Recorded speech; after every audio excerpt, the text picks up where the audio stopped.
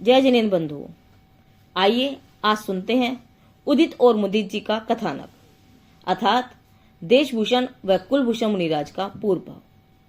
देशभूषण और कुलभूषण जी कुछ भाव पूर्व उदित और मुदित नाम के सगे भाई थे।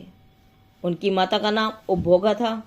वह दुराचारणी थी और वसु नाम के दुष्ट पुरुष के साथ प्रेम करती थी।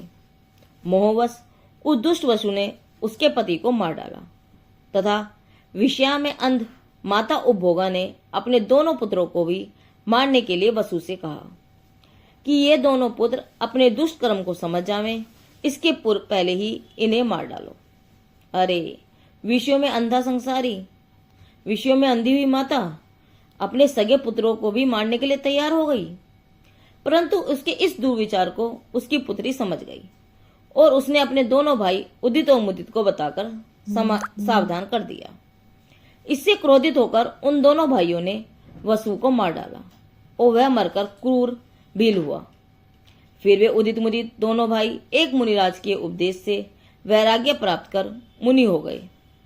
वे शीघ्र समेत शिखर जी की यात्रा को जाते हुए समय रास्ता भूल गए और घोर जंगल में भटक गए।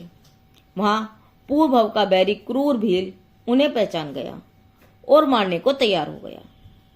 इस उपसर के प्रसंग को समझकर उदित मुनि ने मुदित मुनि से कहा, हे मुनि, देह भी छूट जाए ऐसे भयंकर उपसर का प्रसंग आया है, परंतु तुम भय मत करना, क्रोध भी मत करना, क्षमा में स्थिर रहना।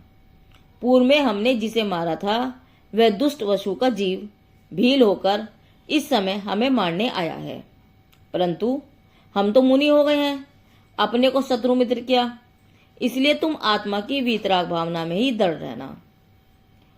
उसके उत्तर में मुदित मुनि कहते हैं, अहो मुनिवर, हम मोक्ष के उपासक, देह से बिना आत्मा का अनुभव करने वाले, हमको भय कैसा?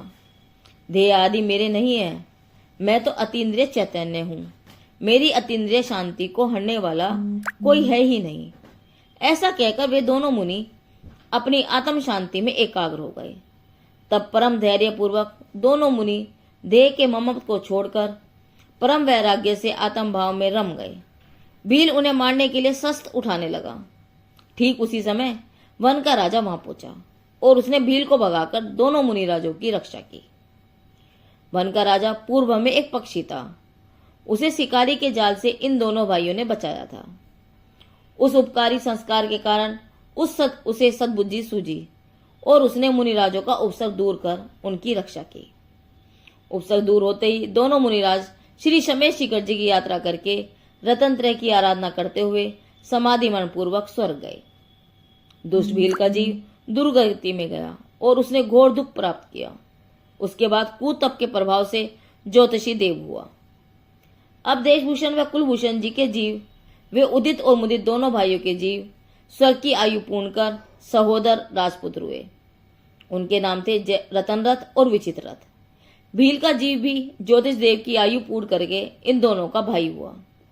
देखो कर्म की विचित्रता, किसको कहेंगे बैरी और किसको कहेंगे भाई।